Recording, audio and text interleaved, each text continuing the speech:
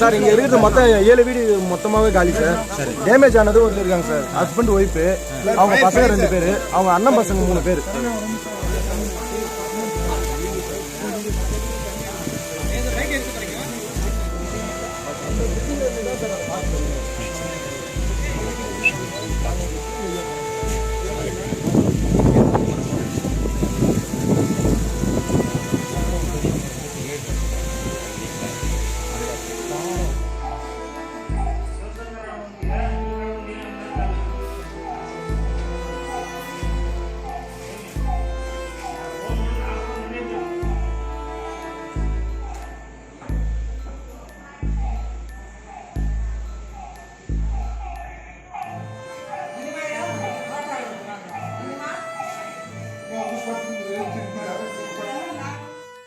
வாவுசினர் 11ஆம் தெரு.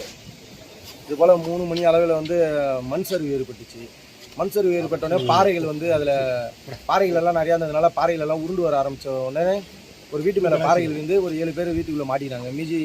மீதி இருந்த ஒரு 200லேருந்து ஒரு 500 பேர் வரைக்கும் இந்த ஏரியாவில் இருக்கிற எல்லாரையும் ரெக்கவர் பண்ணி அமராவதி முருகன் பள்ளியிலையும் நம்ம அருணாச்சல தேட்டர்லையும் எல்லாம் தங்க வச்சுருக்கோம். எல்லாம் தங்கிட்டு இருக்காங்க. இப்போ அது இடிபாடுக்குள்ளே எவ்வளோ பேர் இருப்பாங்கன்னு நீங்கள் நினைக்கிறீங்க சார்? 7 பேர் இருக்காங்க. ராஜ்குமார்ன்றவரும், அவங்களுடைய ஒய்ஃபு மீனான்றவங்களும், அவங்களுடைய 2 குழந்தைங்களும், அவங்களுடைய அண்ணன் பசங்க 3 பேரும் உள்ளே இருக்காங்க சார். வாசனர் கொரோனா தெருவு மலை மலைக்கு தண்ணி ரொம்ப செறிஞ்சு போய் ரொம்ப மக்கள் ரொம்ப கஷ்டப்படும் தோசை கிடக்குறோம் சார். நாங்கள் ரொம்ப தங்க முடியாமல் சாப்பிட இடம்லாம நான் ரொம்ப அவசரப்பட்டு இருக்கிறோம். இங்கே எடுத்து விட்டு இருக்கிறாங்க.